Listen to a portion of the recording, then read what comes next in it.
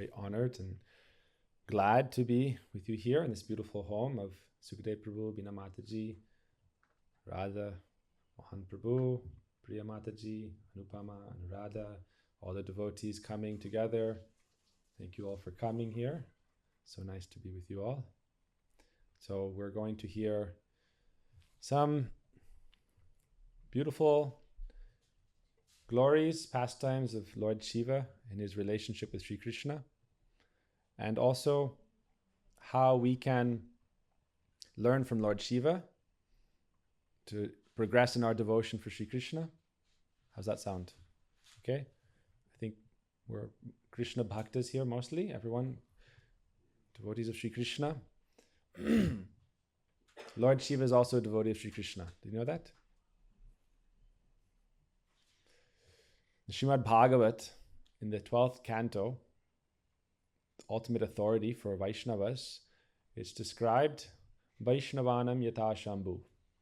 Lord Shiva is the greatest of Vaishnavas, devotees of Krishna.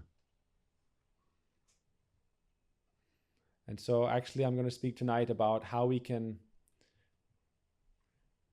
try to receive the blessings of Lord Shiva to progress in our devotion for Sri Krishna, and also how we can learn from him about how to live our life and advance in bhakti. All right? Something I've been thinking about the last couple of days. Sound okay? So we should always try to progress ourselves in our lives. So we hear these great teachings, philosophy, and activities, pastimes of the great personalities.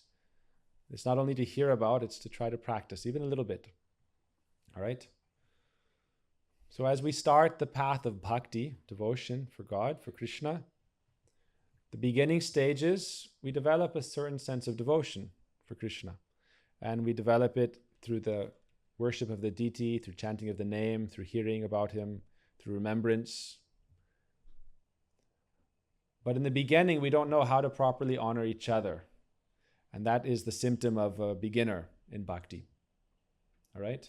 The symptom of a beginner in bhakti is that we develop some respect and devotion to God, but not so much respect and devotion for each other.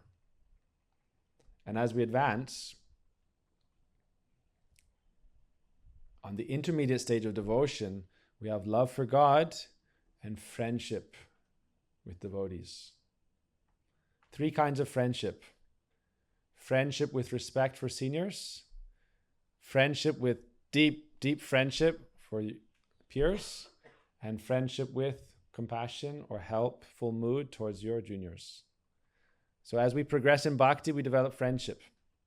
Some people think spirituality, religion means love for God and then kind of disinterest in this world, detachment in this world. But that's not how it's described in our Bhagavat Puran. And it's not how it's described by Lord Chaitanya. Lord Chaitanya said, as you advance in bhakti, you develop deep friendships with devotees. This is something very reassuring. A lot of times people think to become more spiritual, more godly means to lose friends. But it actually means to find your soul friends, those who are there for you. Not just, we can say, oh, I'm your spiritual friend. If I have a flat tire, you're my friend. Right? What do you think, Krishna Prabhu? I know Krishna Prabhu is everyone's friend. Right? This is real friendship. So for me, it's something very reassuring. I lived 15 years in India, and we had so many friends from all over the world, all different countries, nationalities, races, and it felt like a spiritual family. It still is a spiritual family. And also coming here to New York, I didn't know anybody. I can say that truly. I lived on the West Coast. I grew up as a California boy. I didn't know what I was getting into coming to the East Coast. It's a little different.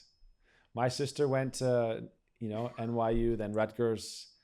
She told me New York's weather is not like California winter. I said, oh, how bad could it be? It gets cold in California, not like New York. But my point here is my Shiksha Guru in India asked us to come to the West to start a center for our Gurudev and for devotees in the West. And we came without any friends in New York. But I remember the first time we were welcomed to your home, immediately felt like friendship. Why? Because you were very affectionate and kind and welcomed us in. And I think that's a good quality of devotees and communities, right? I really felt that. I felt like, oh, these are my friends who are, I didn't know they were my friends yet, but they are. And I've only felt that strengthen over the years, and I'm very grateful for that. This is something very nice, that in spiritual life, as we advance in bhakti, we develop deeper friendships with other devotees. Isn't that reassuring? It's not that as we advance, we lose friendships. You know, we may always go through different periods, but spiritual life means as we advance, we develop friendships. And another symptom of devotees as you advance is that you'll have a sense of compassion for others. People who are suffering in this world. This is a symptom of a devotee. Devotee feels those who are suffering, it's like their own pain and sorrow. Para dukkha dukhi. They feel sadness at the suffering of others. They're compassionate. That's another symptom of the devotees. And also they know how to avoid certain association. Some association that's, on the spiritual level, we can have love for everyone, but some people are good association. Some people, if they're not helping you, then you also can avoid. That's also as you advance in bhakti. These are 4 stages as you advance. And I'm going to apply this to the pastimes of Lord Shiva tonight. All right? Because he's the greatest of devotees, so we can learn from him how to advance. So what are the 4 things? In the beginning of bhakti, we have some idea of devotion to Krishna. Krishna bhakti. But we don't know so well how to respect and have friendship and honor for each other. And as we advance, we have a deeper sense of love for Krishna. This is not pure prem yet. Krishna prem, pure love of God, is transcendental, and we can come up to the stage of bhav, ecstatic love for Krishna. But still, as a madhyam adhikari, intermediate devotee, will have a deep sense of love for God.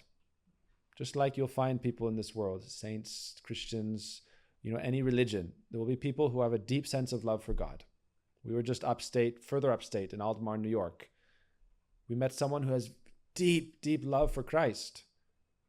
We spent an hour talking with them about our faith, hearing their faith, and the essence of the faith is the same. Love for God, respect for each other, friendship with each other.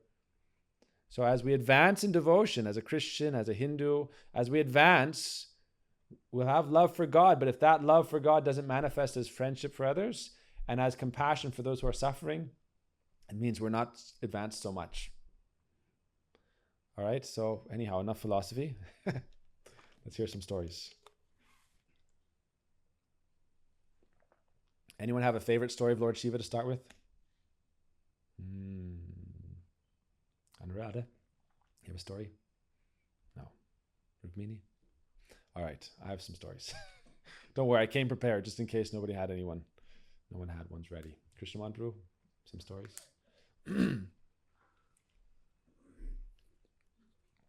Okay. Spill water on my mic. Hare Krishna. Do you know the story of how Lord Shiva divided the Ramayana? Anyone know that story? All right. I have a lot of stories to tell. Sometimes we can tell one story for half an hour, but there's a lot of Lord Shiva stories, so we're just going to see how many we can cover. Do you know the story, Anuradha? Anupama? You never heard the story, Krishna Manpuru? He knows. Pandit. Okay. Ramayana is 100,000 verses. When it was composed, the news spread around the universe. At that time, it wasn't like people still had interest in books. Not as much as nowadays. And, they had more respect for scriptures especially. So this scripture was known. People know that the scripture is very powerful. And so actually people started fighting over the Ramayana. One copy. The first copy. Right? So there were 3 parties fighting over it. The human beings, the demigods. He knows the story. No, I don't. You know the 3 categories. Okay, the human beings were fighting over it, the demigods and the asuras. They're cousins. Demigods and demons is an English word, but sura, asura. 2 sides of the same coin. Those who are servants of God, not necessarily perfected. They still make mistakes. In Krishna's pastimes, many demigods cause just as many problems. But they're trying to serve God. The demons are against directly. So anyhow, they were fighting over the Ramayana. And they couldn't reconcile the argument, who should have the Ramayana. And so they called Lord Shiva as the arbitrator. And Lord Shiva divided it. You know how? He said, I should be fair. So I'll give you each 1/3. Okay? Sounds fair? Everyone agree? Sounds fair? It's like, no, not fair. He gave 33,000 verses to each of them from 100,000. 1,000 verses left. Then what did he do? 300 verses to each of them. 10 verses left. 3 verses to each of them. 1 verse left. One verse has 4 lines. Each line, 8 syllables. Divided them all equally. At the very end, 2 syllables left. What were they? Rukmini, you can guess. Rama. Lord Shiva said, since there's only 2 syllables left, I can't divide it equally, so I'll take it for myself. So Lord Shiva took the name Rama. So Lord Shiva is Krishna devotee, Ram devotee. All right? He said, I will take Ram's name. Why? What is the essence of the scripture? The essence is the name of Krishna, the name of Ram. All of the scripture is there to encourage us to take shelter of the names of God, because by doing this, we can achieve salvation and relationship with God. This is the essence of the Sastra. The end of the Srimad Bhagavatam says, Nama Sankirtanam Yasya. Simply chant the names of God. By this, all your sins will be eradicated and you can achieve the highest destination. Satatam kirtayanto mam yatantaschad hridavrata. In the Bhagavad Gita, Krishna says, continuously engage in Krishna Kirtan. So Lord Shiva is our friend, and we should learn this from him. What are we learning? The first thing we learn from Lord Shiva, to value the name. Of the whole 100,000 verses, 100,000 verses times, each one has 32 syllables, each verse. Sometimes it changes, but the average verse, 32 syllables. Hare Krishna, Hare Krishna. So he chose 2 syllables as the most important out of, 3,200,000, 32 million, whatever it is. What were the 2 most important syllables? Anybody? We just said it. Rama. You know how powerful the name is? Then we hear the story of Valmiki. Ulta nama japita jagajani brahma samana hoy. That Tulsidas ji, actually Valmiki ji, he was a great dacoit. He'd killed many people for money. But by Narad Rishi's mercy, he developed some inclination to chant the name. But he was so sinful that he could not chant Rama directly. He was not able to chant. So Narad Muni said, what should we do, Chandra? Chant the name backwards. Mara, Mara. He was used to this. Kill, kill, kill, kill, kill. That it means Mara, Mara, Mara. But Narad Muni said, if you say this enough, it'll turn into Ram. Why? Let's do it together. Mara, Mara, Mara, Mara. See, I'm doing it. Chopping motion. This means Mara, to hit, to beat. But what happens? Mara, Mara, Mara. This here. What happens, Anuradha? Nupam? Come on, everybody. Let's hear it. Come on, let's get some life. Becomes Ram. So by chanting this, he was liberated. So this is the first thing we're learning from Lord Shiva tonight.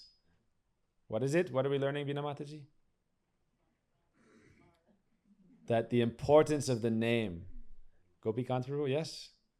The importance of the name. In the Bhagavatam it says, if you chant the name of Krishna or the name of Ram, all fear runs away. All anxiety, all disturbance, and all auspiciousness dawns in your life. The first thing we learn from Lord Shiva. So Lord Shiva is our friend. And Lord Shiva has devotion to Krishna and love for Ram. So he's showing how to be an advanced devotee. Devotion to God.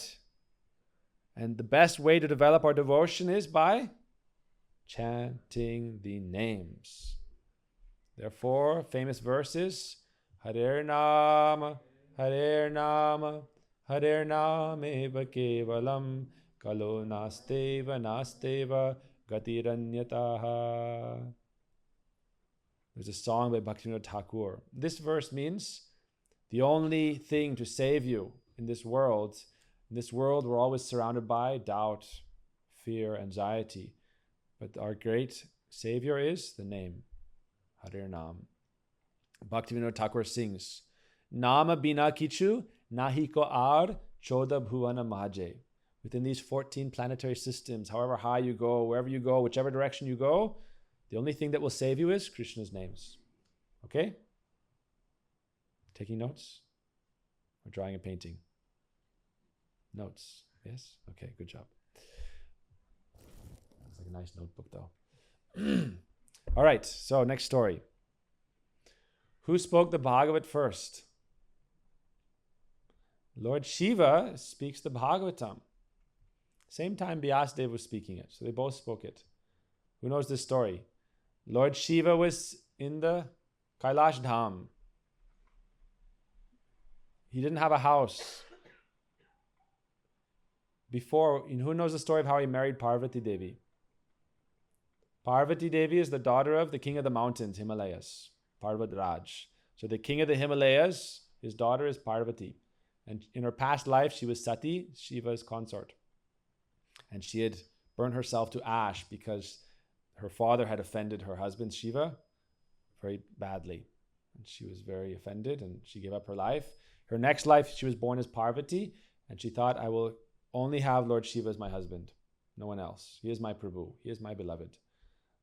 And Narad Muni also told that to her father. Narad Muni said, your daughter will marry Lord Shiva. So Parvati sat and did tapasya, austerities for a long time. And Lord Shiva then sent 7 sages, Saptarishi, and they asked her, why do you want to marry Lord Shiva? He doesn't have a home. He lives in a cave. Everyone begs to Lord Shiva for wealth, for home, but where does Shiva live? He lives in a cave, original yogi. He doesn't even have clothes. Instead of ornaments and jewels, I don't know if all ladies like jewels, but some definitely do. Some do, right? So they said to Parvati Devi, he doesn't have any ornaments. He only wears snakes. And, he doesn't use cream and perfume. He goes to the cremation ground and takes ash from after they've burnt any bodies. He puts this on his body. So he is renunciant. He's renounced. He's always meditating on God. Lord Shiva's day. Who knows Lord Shiva's daily schedule? 3-4 hours a day meditation. 3-4 hours a day dancing, sankirtan. 3-4 hours a day speaking about God, speaking about the soul. And traveling, serving, teaching. He's always busy, occupied. Parvati Devi said, anyhow, I will marry Lord Shiva. He is my Prabhu. So they got married. And what did they do once they got married? He said, okay, let's go home. Where? Welcome, cave, sweet cave. Not home, sweet home. Can you imagine? Living in a cave in New York, how would you even find one? You could come where we are. We have a bear in the ashram, okay? This is my ashram plug here, right? Everyone please come to our ashram. You can meet our bear, you can meet the deer, and you can find a cave. And you can sit there and do bhajan. We have a cave on our property somewhere. Or we can make a cave, all right? Swimming pool, big empty swimming pool. So Lord Shiva took Parvati to his cave. There's many stories about this. We're not going to get too far into this. Otherwise, one story leads to another story to another story. So Lord Shiva then, he sat with Parvati Devi and he began to speak about Krishna. They sat and spoke Harikatha. What did he speak? Janmadasya yatonvayadi tarataschaarteshvapigyaswarat tene brahma hridhaya adi kavaye muyanti yatsuraya tejo varim ridham yatavinimayo yatra trishargo mrisha dhamnasena sadhani rastakuhakam satyang param dhimahi dharma projita kaitavatra paramo nirmatsaranam satam Vidyam Vastava Matra Vastu Shivadam Tapatrayo Muladham Srimad Bhagavate Mahamuni Krite Kingva Paririshwara Sadyo Hridyavarudyate Takriti Bi Shushrusha Bi Tatshanat. He sat down with Parvati Devi and spoke the absolute truth. And he said you should meditate upon the absolute truth. So this is the second thing we're learning from Lord Shiva, okay? What was the first thing, Tirtha? What is the meaning? The name, yes. Second thing we're learning is Satyam Param Dhimahi. Should meditate about God. Meditate on God. What is that? Who is God? Creator of everything. Janma Adasya Yataha, our life. The power by which we are alive, the power by which the world exists. That's the supreme absolute truth. That supreme absolute truth is not just one, it's two sides as one. What are the two sides of the supreme absolute truth? Anuradha? Radha and? Okay. Anupama, Krishna and? Good. See? Very intelligent. First class marks. Satyam Param Dhimahi means meditate upon the absolute truth. That absolute truth is not just, that is Shakti and Shaktiman. Radha and Krishna, Shiva and Parvati, Ram and Sita, Lakshmi and Narayan. It is together one. And something Bhakti Siddhanta Prabhupada said that's very nice is, generally we say that Radharani is Krishna's counterpart. Have you heard that? Radharani is Krishna's counterpart. Bhakti Siddhanta Prabhupada said no. Radharani is Krishna's counter whole. See, little different understanding. Equal halves. The living entity, we are the part and parcel. Radharani is not the part and parcel, she is the part and parcel. The, not a part and parcel. The complete whole with Krishna. So Lord Shiva then described the Bhagavat to Parvati Devi and said that ultimately you should meditate upon your relationship with the absolute truth. She asked him, why are you always meditating? What are you meditating on? She was meditating on him. She sat and for hundreds of years was meditating on Lord Shiva and he accepted her. And then she saw he's meditating. She thought that who I'm meditating on, he is my Lord. Why would God be meditating on anyone? Does it make sense? One time the British had a court case in India when they were ruling between the followers of Shiva and the followers of Vishnu or Krishna. The followers of Shiva said Shiva is supreme. Followers of Krishna said Krishna is supreme. The British said, I have no idea about either of them. Bring their pictures, let's check it out. So they brought a picture of Lord Shiva, and what is he doing? Sitting, doing meditation, dreadlocks, and in his dreadlocks, Ganga Devi is present. Right? Anyone seen that? Ganga Devi flows from the heavens into his dreadlocks, and he's sitting and meditating. And then he showed a picture of Krishna. What is Krishna doing? Was Krishna meditating? He was dancing with the gopis. And they said, who is he meditating on? Shiva. And the Krishnas always said he's meditating on Krishna. They said, he who is meditating wearing dreadlocks, who is he meditating on? That person is supreme. That is Krishna. So therefore, in the end of the Bhagavatam, it says, Lord Shiva is the greatest devotee of Krishna. So we're taking lessons from Lord Shiva how to progress in our bhakti. So he spoke to Parvati Devi, Bhagavatam. All right? Spoke to Sati or Parvati Devi, his consort, the Bhagavatam. And in the Bhagavatam, we learn to meditate. Meditate upon God. So we learned previously chanting. Next thing we learn, you writing it down? What do we learn next? I know you're always going to school, so you don't want to, no problem. It's not homework. If you write down notes now, you don't have to do homework later.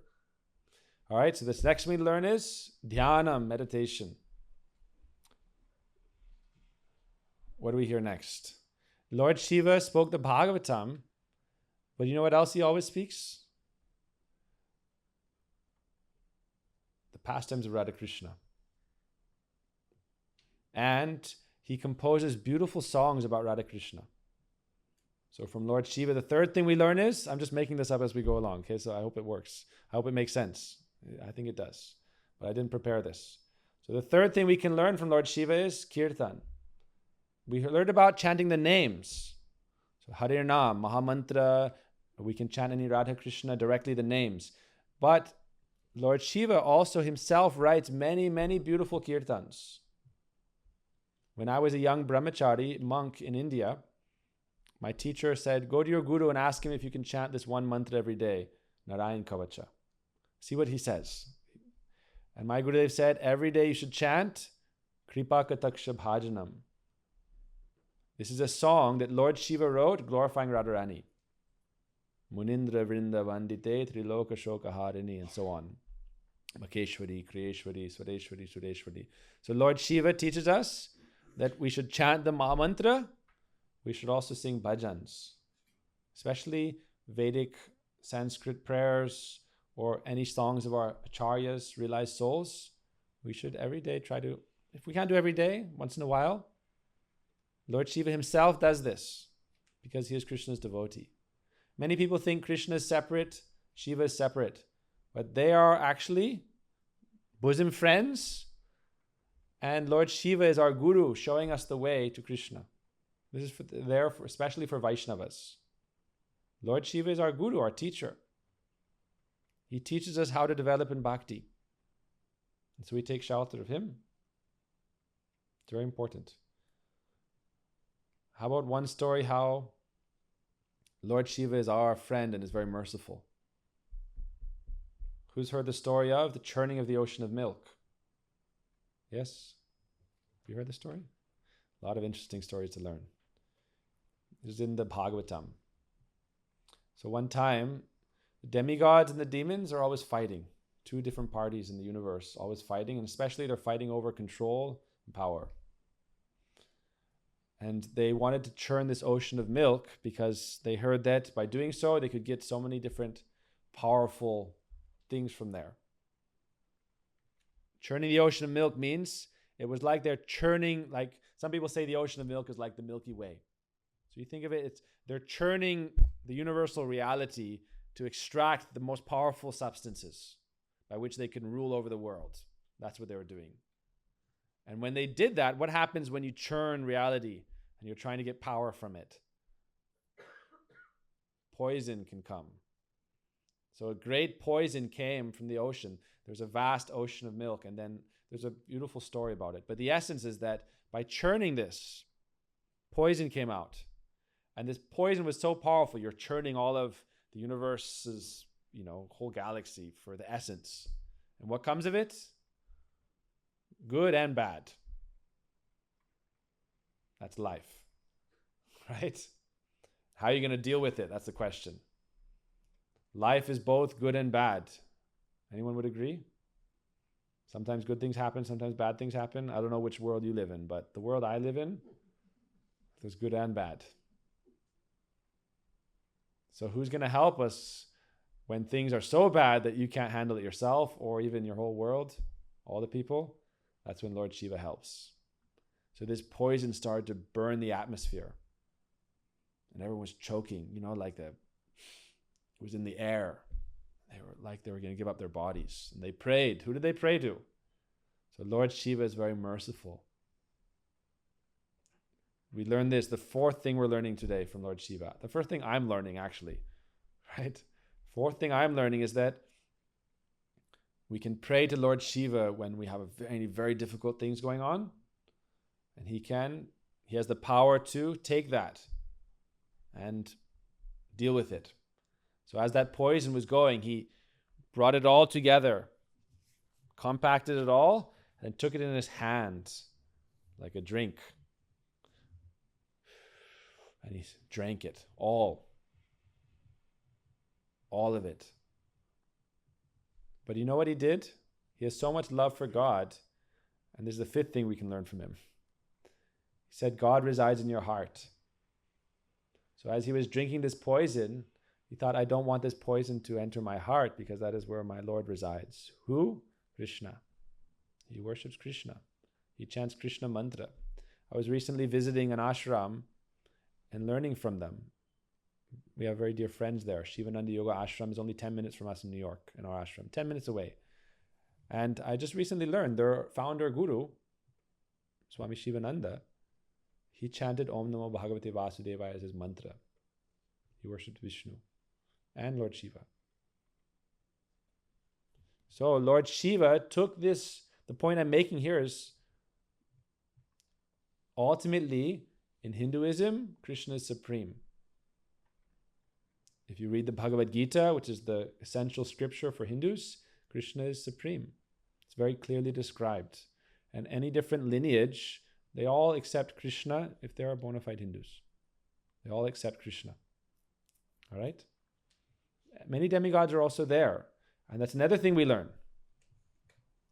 Rupa Goswami says in his Limbs of Bhakti, you should not dishonor any demigods, and you should also not consider them to be the same, equal with Krishna. Both things we learn. Right? When we're a neophyte, we think, okay, Krishna is good, everyone else is bad. Right?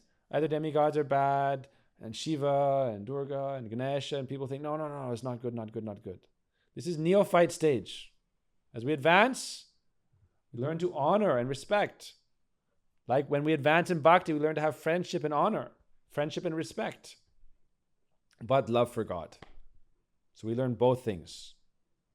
Honor, respect for each other, but love directed in one place. Krishna says in the Gita, Ananyas Chintayam Dhaman. Have one-pointedness in your devotion. Ananya Bhakti. Again and again and again in the Gita, I can mention 20, 30 verses. Ananyata, one-pointedness. But that one-pointedness does not mean you don't have respect and friendship with others.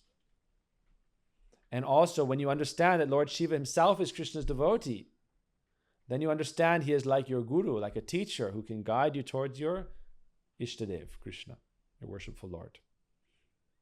So Lord Shiva took this poison and he kept it in his neck. And he became known as Nilakant, blue neck. It became like a bluish poison. And he kept it here. He never let it come in his heart because we learned from him that God is in your heart. Right? Anuradha, where is Krishna? Where else? He's not here? This is your Krishna, Radha Govinda is not here? Which one is Krishna? Correct. Yes? When Prahlad was worshipping the Shringadev, you know what? We sing this song regularly. Anybody know this one? Antarana Shringha, Bahirna Shringo, Yata Yata Yata Tatona Shringo. Wherever I look, I see the Lord is present in every atom. It's described that all of this universe is the transformation of the energy of the Lord. That is the Brahman. And within every atom, God is present as the super soul. And he is present in our heart as the super soul, and in the transcendental abode, he is present as the Supreme Lord Shri Krishna. So he is in my heart, but he's also here in his deity form. And that's how we develop relationship with him. In the Bhagavatam, I can give you 10 different places, but I'm not going to right now. But there are many, many places where it says the best way to progress in bhakti. Who wants to know the best way to progress in bhakti? Okay? Chant the names. First, hear about Krishna. Second, what we're doing now. Third, develop attachment for the deity, because that is like a bridge for us to develop devotion or relation with God. Because we need something tangible that we can develop attachment for in this world. Attachment to worldly things binds us, but attachment to transcendental objects liberates us. So by having a deity of Krishna at our home, or even a picture, we can offer our food to Krishna, and then we feel connected to God like that. More advanced devotees have said, oh, you can just offer to God in your heart. Yes, it's true. But we are attached in this world, so we can think, oh, like I like to wear nice clothes, I'll dress Krishna nicely. I like to eat nice food, I'll offer nice food to Krishna. So we can develop attachment to Krishna like that, and then we can have friendship and love with our family also. Gurudev said this, okay? Have love for your family, have love for your friends, your sisters, your brothers, love and affection, not just for God, but first and foremost. And then everyone, prasad, everyone gets your prasad, love and affection. All right? So Lord Shiva is very merciful. He took that poison to help us. This is in the scripture. Lord Shiva is also considered the father of the material universe. How? I read this just yesterday from our Gurudev. He said that all the material elements, earth, water, fire, air, and ether, they're all coming from Shambhu Shakti. Lord Shiva and Durga are the mother and father of the material world. Lord Vishnu, Radha Krishna are the spiritual world. So Radha Krishna, and then they appear in this world, and therefore they are especially compassionate towards people in this world. Very easy to please. Just like parents are easy to please, right? Mom, I don't know if that's the case, right? Priya, you easy to please? Okay, but Bina Mataji, grandmother's easy to please, right? Yes? Good, okay. Priya, sometimes mother should be strong, but that's also out of her affection. Chandra's easy to please? Sometimes. Okay. You have to have both sides. But Shiva and Durga are like parents. So you can pray to them, you can take shelter to them, they'll help. And they're also, Lord Shiva is so merciful that he took the most dangerous thing to himself. This is what it means to take responsibility. Everyone likes to take responsibility for good things. I did that, right? Take credit for anything good and pass on to anybody else. But responsibility means, no, it was me, or I'll take care of it. So we learned that from Lord Shiva also. I'll tell you a little bit of the tattva of Lord Shiva, the truth, the Siddhanta, the philosophy. It's a very interesting point, okay? Taking notes? Radhaman's on his notes. So Lord Vishnu from Lord Vishnu comes Lord Shiva. And the example is given of milk and yogurt. Anyone here ever made yogurt? Chandra, you've made yogurt? I grew up making yogurt. You hear a funny story? We had a cow growing up. For 5 years, she was giving milk, even with only one calf. Every day we'd get, 3-4 gallons of milk. She was a family member. We had a farm growing up, many horses, cows, peacocks, dogs, cats. So this cow would give us milk. We'd collect the milk, and then I would buy the milk from my mother and take lessons from her how to turn it into yogurt and sell it back to her at a profit. State sponsored though, subsidized. I bought the milk at a discount for my mom. She taught me how to make it into yogurt, and then I sold it back at a profit. Not too much, a little bit. And I gave up my business life when I was young. My Gurudev asked me to be a monk, so I said, okay. I gave up my business career when I was like 10.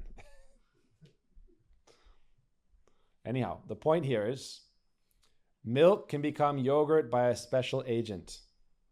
Okay, anyone want to learn how to make yogurt? So you boil milk, then you cool it down to about 110 degrees. I'm pretty sure I haven't done it for a while. A test is you can put your finger in it for 10 seconds. Okay, you can chant one mantra, Hare Krishna, Krishna Krishna, Hare Hare, Hare Ram, Ram Ram, Hare. And then you take it out because it gets really hot.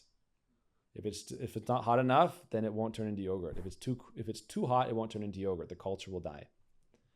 So you make yogurt, you put a little yogurt in the milk, or any yogurt culture, and it becomes milk. You can't turn yogurt back into milk. Okay? You can't go back from yogurt to milk. But milk turns into yogurt. So this is in the Brahma Samhita. Lord Brahma describes this in a verse. Shiram yata divikara vishesh yogat. Lord Vishnu is like the milk. Lord Shiva is like the yogurt. And the example is given that Lord Shiva comes into direct contact with this world as our protector, as our helper, as our friend. All right? Make sense? So it's actually his friendship for us, his help for us, that he comes into this world. Lord Vishnu is completely transcendental. His other name for Lord Vishnu is Adoksaja, means completely beyond this world. Bhagavan, the Supreme Lord Krishna, is not in this world. He's beyond this world. Paramatma and Brahman, somewhat in this world. Even though they're transcendental, but the transformation of Brahman, the effulgence, the energy of the Lord is everything in this world. And Paramatma is the spirit within everything, the force behind your life. But Shiva comes into this world and he deals with Tamagun, all darkness he can destroy. So if we take shelter of Lord Shiva, pray to him, he can eradicate all the darkness and disturbance in our life. That's why even in astrological terms, if you have a bad astrology signs, then Lord Shiva, seeing the suffering of people in this world, he wept. And each of his tears became a Rudraksha. You know about Rudrakshas? Have you heard about this? She's got a lot of interesting things to learn. It's a very interesting topic. You can get... who else here knows about Rudrakshas? Anybody? Yeah? You've heard about them? Very powerful. If you had like bad things happening in your chart, malefic planets, and you're always being disturbed and people are always disturbing you and all these bad things are happening in your life, you can take shelter of Lord Shiva by wearing his tears. And they progressively have more and more power, and they're more and more rare. And they grow in a tree. They grow in a specific tree, Rudraksha tree. They grow like a blue berry. And then when the berry dries, the inside is a seed. And each one has different eyes, like Lord Shiva. It's very interesting science. It's very scientific. For example, there's a 21 Mukhi Rudraksha. Have you heard about this? Has 21 faces. And it's like one in millions and millions and millions. They only find like 3 or 4 of the genuine ones a year. Very rare. To buy one cost about $8,000 to buy one. But it gives you amazing power. And it frees you from all problems. So you have 21, 20, 19, 18. Each one has different powers. Number 14 is Hanuman, for example. All the power of Hanuman is within the 14th one. So Lord Shiva cried tears, seeing the suffering of people. And he thought, if they take shelter of my Rudrakshas, then it can free them from their material problems. It can't necessarily give you love of God. Can't give you transcendental prem, divine life. But it can help you with your material problems. Why? Lord Shiva is like a father. He cares about people. And you can also wear the Shunya Rudraksha, which is no faces, which gives you complete liberation. After that, you can get help. So Lord Shiva is our friend. Lord Shiva is not just our friend, though. And he's not just merciful to us. He's a very dear devotee of Krishna. And he teaches us how to develop love for Krishna by remembering Krishna's pastimes. So I'll tell a couple stories like that. When Krishna was a baby boy, Lord Shiva wanted to go and meet him, see him.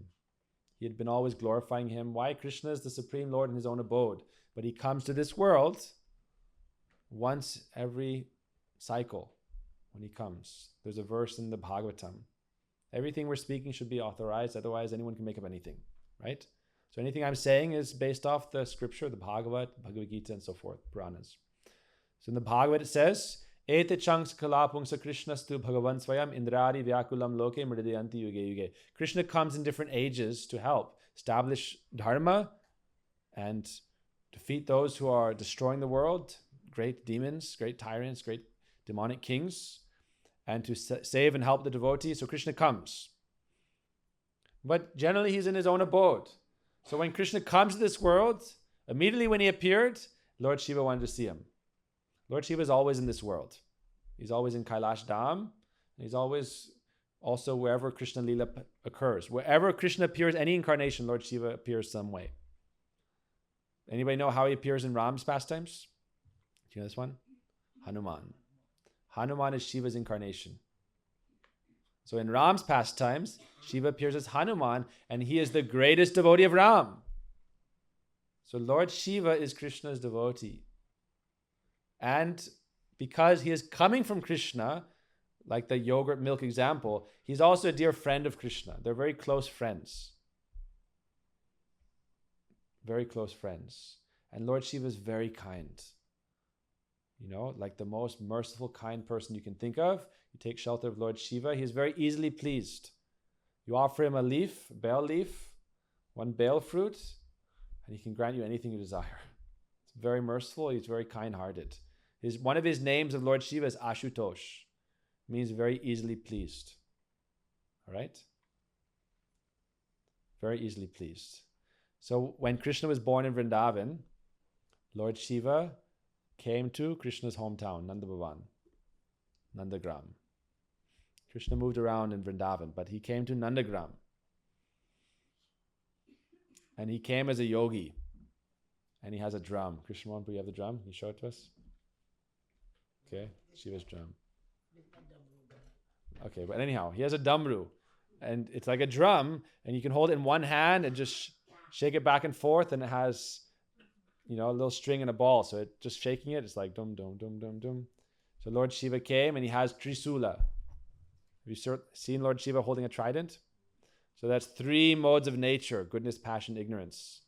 And he is the master of them. That's why he holds the trident, the master of the 3 gunas. So he came to Nandagram. That day when he came, he asked Krishna's mother if he could see Krishna. Krishna is now just a little baby. Who is older, Lord Shiva or Lord Krishna? Krishna is in a baby form, so Lord Shiva is older. They're both Amar. That means they're both immortal. They're both eternal, ageless. But Krishna was born and he wanted to see baby Krishna. So in one sense, he was older. But Mother Yashoda said no. In India, when you have a new baby, mothers are very protective.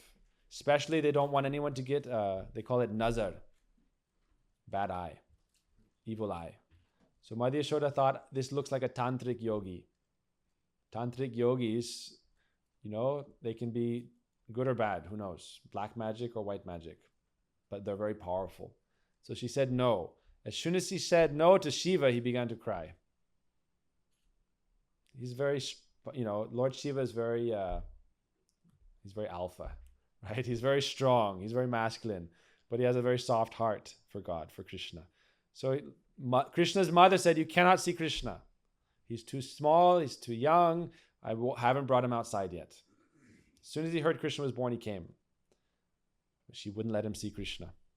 So he went a little ways away and he sat down and he started to play on his drum.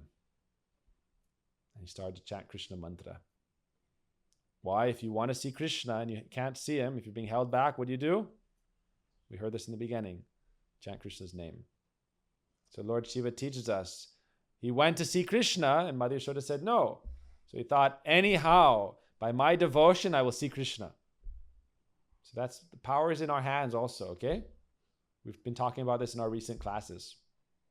Monkey logic, kitten logic. We have some responsibility to progress in life by our effort. Okay? By our endeavor, we can progress. But ultimately, mercy is required. So Lord Shiva taught us this process of making our own effort, having a clear desire. Have a clear desire, what I want. And then make some effort. And the effort should be based off prayer and sincere sadhana, practice. So Lord Shiva sat down and began to chant Krishna's name. Shri Krishna Sharanang Mama, Shri Krishna Sharanang Mama. I take shelter of Krishna. Right? I'm praying to Krishna, Krishna, Krishna, Krishna, Krishna. And Krishna was in his crib. And what did he start doing? Chandra Mataji, started to cry. Krishna started to cry, cry, cry. And normally Mother Yashoda could stop Krishna's crying by giving him butter. She gave him butter and he didn't accept it. Just cried louder. Sugar candy, didn't accept it. So Mother Yashoda called her friends to ask their advice. And then she called Purnamasi, the guru of the devotees in Vrindavan. She's an elder lady, the guru of Vrindavan. In Vrindavan, ladies are guru. Purnamasi Devi is the guru in Vrindavan. And she said, did somebody come ask for him? Oh yes, this yogi, Shiva, she didn't know he was Shiva. He dressed as a yogi. She didn't know he was Shiva. Said a yogi wanted Krishna's darshan. And Purnamasi said, you should show him. What's the harm? Said, he's a tantric. I'm afraid of showing him my son. She said, no, he's a good person. You should show him. So she dressed Krishna completely in black. It's said to protect from the evil eye. She gave him black kajal. He's already black. So it was you could just, but he's very effulgent. So Krishna is it's nothing you can compare in this world. You imagine it's glowing. He's glowing, effulgence, but he's also sham, very dark. He takes on different features. Sometimes he's golden, different pastimes. So she brought him to Lord Shiva, and Lord Shiva began to dance in ecstasy. Sankirtan. Lord Shiva is called Nataraj. He's the most expert dancer. There's so many stories of Lord Shiva. We don't have time to cover them all, but we'll tell only one, two more. All right? So Lord Shiva began to dance. So what are we learning from this? how we can develop in bhakti. We pray for Krishna's darshan, Krishna darshana lalasa. To be a devotee of Krishna doesn't mean just, oh yes, Krishna is God and he's there. And I'm here doing my life. The more we advance in bhakti, the more we have Krishna darshana lalasa. That means greed. We understand God is our beloved. He's our soul of our soul. And we want to see God. Not just hear about God. Not just talk about Krishna. We want to see Krishna directly. We learn this from Lord Shiva.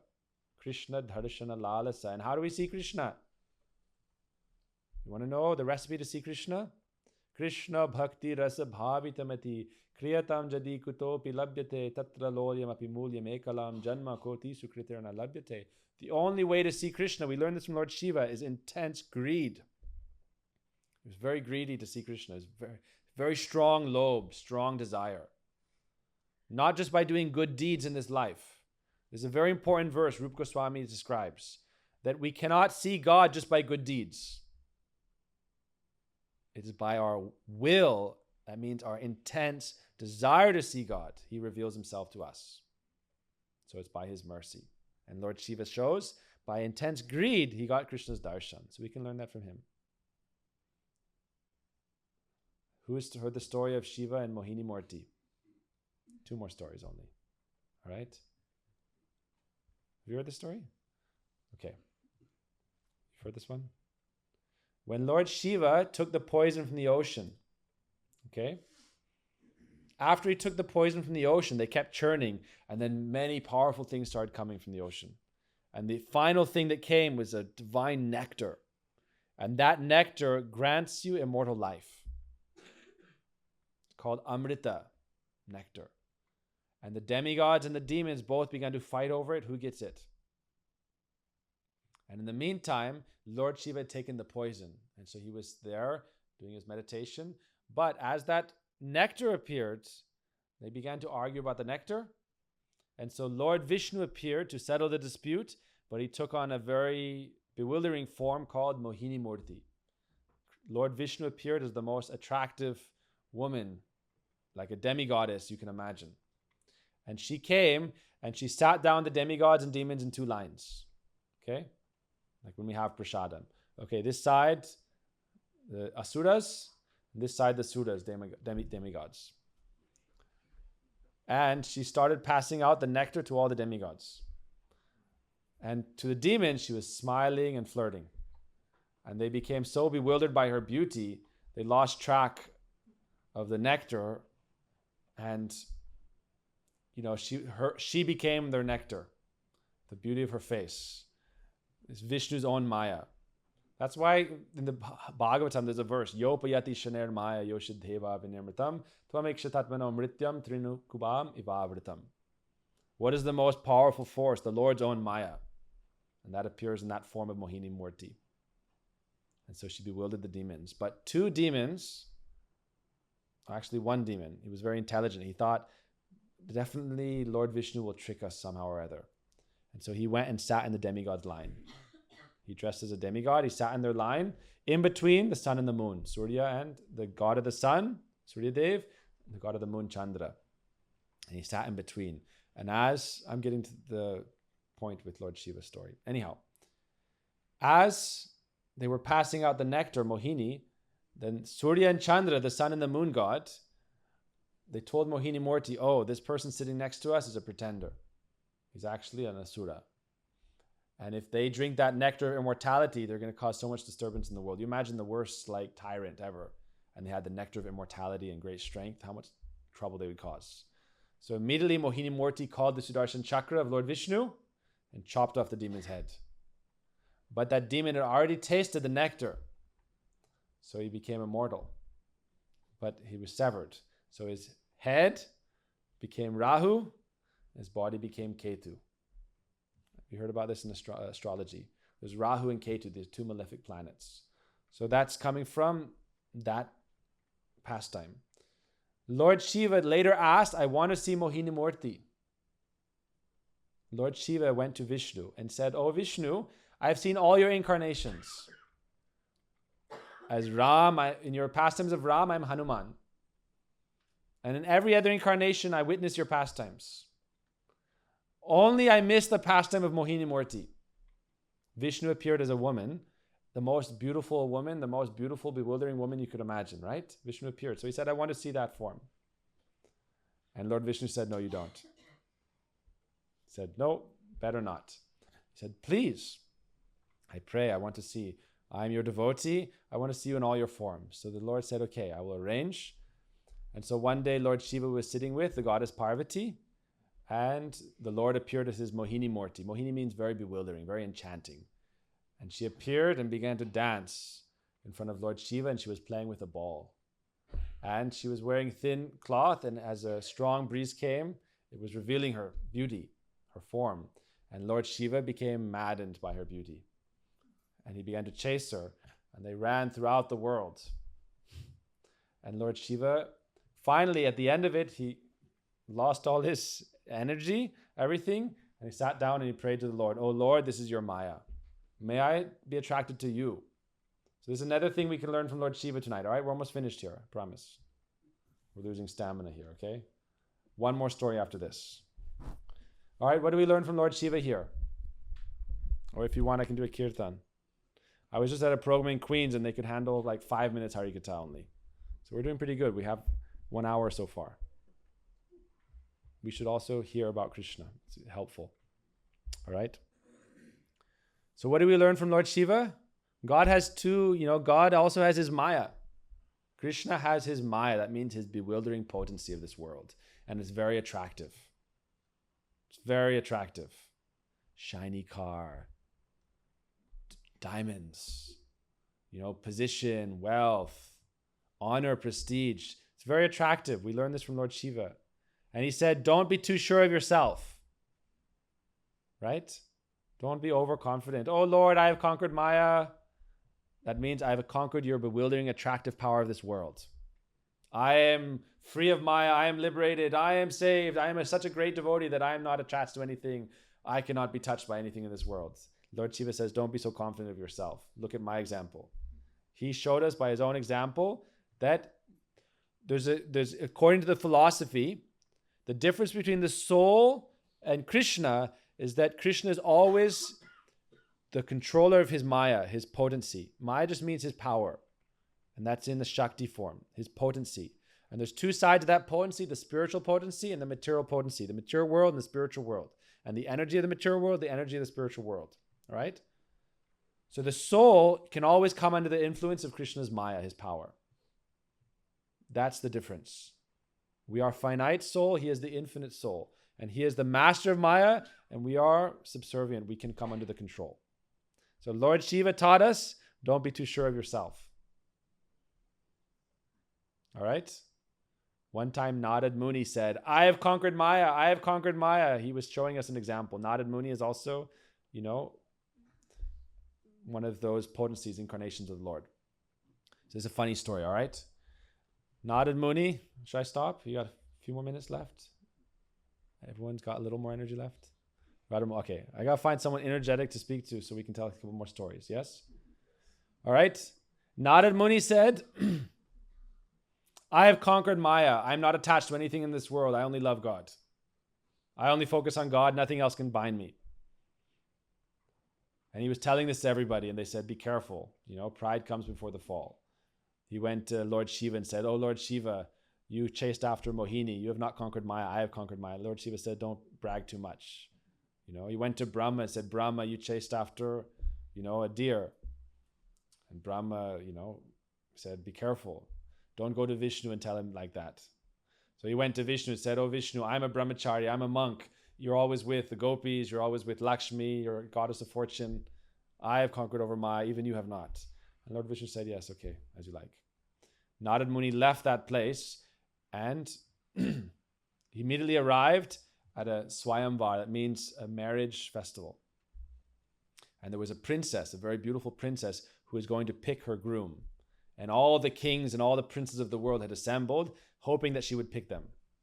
This is one of the histories of the Bhagavatam and the Puranas. Narad Muni saw her beauty and he thought, I want to marry her. All the kings and all the princes were praying for her hand. So Narad Muni said, I want to marry her. Why? He said, I conquered Maya. Immediately he became attached to Maya, the Lord's energy. So he went back to Vishnu and said, Dear Vishnu, I'm asking you for one favor. I'm your devotee. I've always worshipped you. Now I'm asking you for a favor. So as you develop material desires, then you pray to God for material things. This is called Sakama Bhakti. It's business relationship with God. God, I worshipped you a little bit. Now you should give me something in return. We call this, in India, you give God like a piece of fruit and then you say, give me $1 million. It's a great business. Best return on investment. But it's material devotion. And when you have material desires, you pray to God for material things. So Narad Muni showed this. Oh, you want that material thing? Then you go and say to God, oh, I've worshipped you, but now it's an exchange. Prahlad Maharaj said into Shringadev, I don't worship you for any result. I just love you. I have devotion for you because you are the soul of my soul. You are my God. I only want to be with you. No material devotion. It's only real devotion, pure devotion. I tell this to people. Whatever devotion you have for God, separate it and keep it precious and don't mix it with your material desires. That's the best thing. Right? So Narad Muni said, oh, Vishnu, give me one favor. What is that favor? Just for one day, give me your beauty. And he said, I'll give you whatever is favorable to you. So he went back to the Swayamvar, the marriage, it's like a festival where the princess, people say in India that it's always arranged marriages, but princesses could choose their groom. And so she was walking around with a garland, looking at all the grooms, all the princes, all the kings. And Narad Muni, wherever she walked, he would go around and stand in front. He wanted to marry her, and he would go and jump in front, and then she would laugh. And then she would go to the next prince, and then he would go in front, and she would laugh. Again and again and again. So ultimately, when we're trying to conquer the world and enjoy the world's laughing back at us. Finally, he said, why is everyone laughing at me? And then someone next to him said, why are they laughing at you? Go look at yourself. Go look in that pond over there. So there's a pond. And he looked in the pond and he had a monkey face. He had prayed to Lord Vishnu for something and Lord Vishnu said, I'll give what's favorable to you. And everyone was laughing at him. So this is one thing we learn also in life. This is also beneficial to us. There's a verse in the Bhagavatam that whatever comes to us, we should see it as God's grace to free us from Maya, to bring us to Him. Whatever comes to us is God's grace to free us from Maya, to bring us to Him. So Narad Muni accepted. Oh, I was very proud. And I thought, I have conquered Maya. Nothing can bewilder me. I am free. I am liberated. Very dangerous. The only way to really conquer Maya is to have pure love for God, pure devotion. So therefore, Lord Shiva said, I will show everybody how to conquer over material attachment and Purush Bhav, that desire to dominate and control in this world. So he went to Vrindavan. This is the final story. He went to Vrindavan, not the final story, but for tonight. All right? He went to Vrindavan and he sat down by the bank of the Jamuna and began to meditate. He meditated. A lot of people meditate on Shiva, and what do they say? Om Namo Shivaya. Om Namo Shivaya. They meditate on Lord Shiva. And what is Shiva doing? He's meditating on Krishna and Sri Radha. He spoke beautiful verses glorifying the pastimes of Radha Krishna, and he glorified Sri Radha, and he wrote many beautiful songs, and he began to pray. And he said, how can I have a pure love of God without any material attachment? Because by that love for God, then we can realize our soul, our relationship with God, and transcend this world, be in His own eternal abode. So he began to pray like this. So I tell people sometimes, people pray, they also pray Shivoham. Have you heard this? People go in the yoga studio and they say, Shivoham, Shivoham. What does it mean? What does it mean? I am Shiva. That's what it means. Shivoham, I am Shiva. That's what it means. But if you are Shiva, then you should worship Krishna. Okay? If it's actually true that you're Shiva, you should worship Krishna. Because throughout scripture, again and again, there's so many unlimited examples of Lord Shiva having devotion for Krishna, or devotion for Ram, or devotion for the avatars of Vishnu. Lord Shiva is Krishna's devotee. So, for all those who say Shivoham, you should worship Krishna. All right? Lord Shiva himself sat down at the bank of the river Jamuna and prayed to worship Sri Krishna. For a long time, he said, how can I have pure love of Krishna? And then he saw Krishna's rasa dance, the beautiful dance of Sri Krishna, with all the Vraja Gopis, all his energies, expansions of Sri Radha. And Lord Shiva began to pray, oh, how can I develop such love for Krishna like the gopis? This is Lord Shiva teaching us. Lord Shiva is the greatest of the devotees. All right? Bhagavatam says, Vaishnavanam yata Shambhu. Lord Shiva is the best of Krishna's devotees. So he is showing us in his own life as a guru, showing the way how to practice devotion and ultimately come to this aspiration to follow the footsteps of the gopis in Vrindavan. This is Lord Shiva's own life example. And seeing the pastimes of Radha and Krishna and the gopis dancing in the rasa dance, then in the Bhagavatam there's a beautiful verse. Vikriditam brajavadubiridam cha Vishnu shradanvito anusya data varnayadya bhakting parang bhagavati pratilabhya kamam hridrogamasu apinoti achirena dhira. Lord Shiva said, if you want to conquer over Maya, if you want to conquer over your lust, your anger, all your material desires, you must take shelter of Krishna and his eternal energies, Sri Radha and the gopis. And you hear their pastimes with faith from those who have relationship. Nivrittatar shir upagiyamanan bhavoshrata manobiramat ka utamasloka guna puman birajeta vina pasugnat. Hear from personalities like Lord Shiva, like Sukadeva Goswami, renounced. That means those who have no material desires, who have devotion to God, you hear from them with faith, then all your material desires, lust, anger, greed, everything is washed away and pure love awakens. So Lord Shiva showed us this process and he prayed, let me become a follower of the gopis.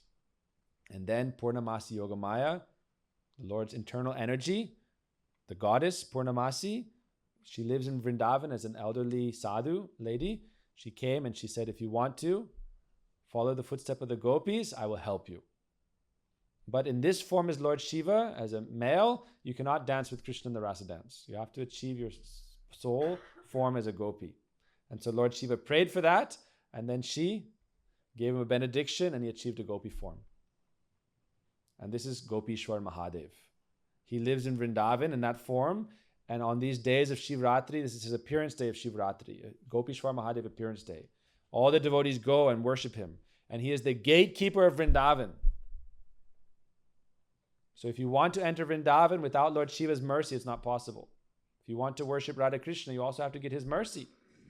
And he's showing us the pathway. Wherever Krishna is performing pastimes in Vrindavan, Lord Shiva goes there. In Kamyavani is Kameshwar Mahadev. Govardhan, he is Chakleshwar Mahadev. Vrindavan, he is Gopishwar Mahadev. And Mathura, he is Bhuteshwar Mahadev. When Lord Jagannath is in Jagannath Puri, he is in Bhubaneswar.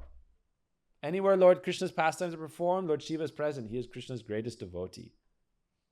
So he teaches us, take shelter to the gopis. Some people say, we cannot hear about Krishna's pastimes with the gopis. We're not qualified. And then the previous verse says, Naitat samadharij jato, don't imitate, but hear and follow. Practice in your life bhakti, right? But Lord Shiva took poison from the ocean. He can do that. We don't follow that example, right? So the previous verse in the Bhagavatam says, Naitat samadharij jato, don't take that. But what should you take? The nectar of the pastimes of Krishna. And this is there throughout the whole Bhagavatam. Shrindvata swakata Krishna punya shravana kirtana hridyantasto hiya badrani vidunoti suhrit satam nashta preshva bhadreshu nityam bhagavata bhaktir bhavati naishtaki. This is how you develop relationship. You hear about Krishna's pastimes with faith from those who have Krishna relationship. Satam prasangam mama virya samvito. Those pastimes of Krishna described by the sadhus are the most powerful force that can lift you out of Maya, that will help you develop taste in chanting and taste in the practice of bhakti, taste for worship of the deities. Therefore we hear Harikatha. Therefore it's said in Sastra, Dharma sanustita pungsta vishvakshena katasya nod padya dididatrim shrama eva hi kevalam. If you're practicing Dharma but have no taste in hearing about Krishna, then all your effort goes in vain. So therefore, when we come together as devotees, we chant Krishna's names, we hear about Krishna's pastimes, and we honor Mahaprasad. All right? Class dismissed. Gaur Brahmanandi, Hari Hari Bo, Panchakalpa Tarupyasya, Kripa Sindhu Evacha, Patidanang Pavanebhyo, Vaishnavebhyo, Namo Namaha, Gopishwara Mahadeva Ki Jai, Shri Radha Krishna, Shri Radha Govinda Ju Ki Jai, Nitai Gaur Brahmanandi, Hari Hari Bo.